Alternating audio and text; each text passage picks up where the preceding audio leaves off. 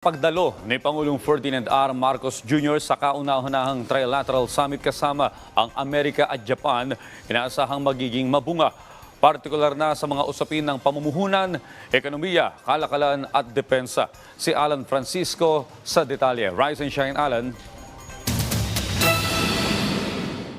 100 bilyong US dollars na halaga ng investments sa susunod na 5 hanggang 10 taon ang magiging resulta ng Trilateral Summit na dadaluhan ni Pangulong Ferdinand R. Marcos Jr. sa Washington, Estados Unidos. Ayon yan kay Philippine Ambassador to the United States Jose Manuel Romualdez. Matapos aniya ang inaasahang pagpupulong ni na Pangulong Marcos, US President Joe Biden at Japanese Prime Minister Fumio Kishida. Ang mga sektor na inaasahang mamumuhunan sa bansa ay may kaugnayan sa enerhiya, digital infrastructure at iba pa.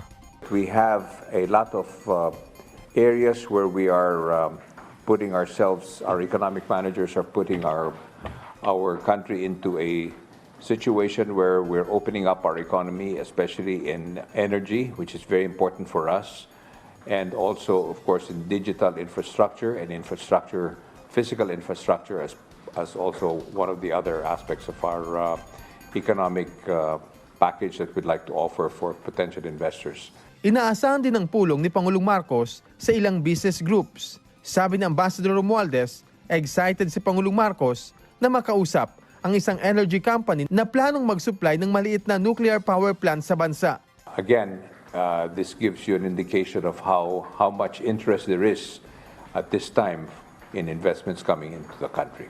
Ayon naman kay US National Security Communications Advisor John Kirby, may ikipag-usap naman ang kanilang US Secretary of Commerce sa kanilang counterparts mula sa Pilipinas at Japan para mapaigting ang kanilang ugnayan sa usapin ng maritime, kalakalan at investments. Gayunman, hindi lang pang-ekonomiya ang inaasang pag-uusapan sa summit dahil nariyan din ang pagtutulungan ng tatlong bansa sa depensa at maritime.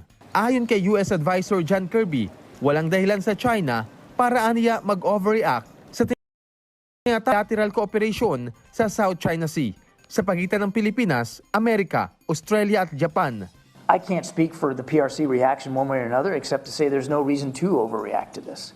Reaksyon naman niya ito matapos tanungin hinggil sa importansya ng maritime patrol na isinagawa ng Pilipinas, Amerika, Japan at Australia sa West Philippine Sea. Kasabay nito ang kanyang paalala sa China na tumalima sa 2016 Hague-based decision na nagtataguyod ng karapatan at jurisdiksyon ng Pilipinas sa South China Sea. This is about freedom of navigation. It's about adherence to international law. It's about proving the simple point that we and our allies will fly, sail, and operate wherever international law permits us to do.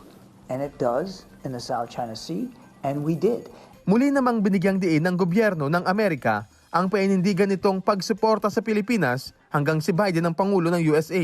Sagot ito ni Kirby nang tanungin hinggil sa kung ano man ang magiging resulta ng US elections sa Nobyembre. Si Ambassador Romualdez naman binigyang diin na mapayapang paraan pa rin ang susi sa pagresolba ng issue sa West Philippine Sea. Mula sa Washington, D.C., Alan Francisco para sa Pambansang TV sa Bagong Pilipinas.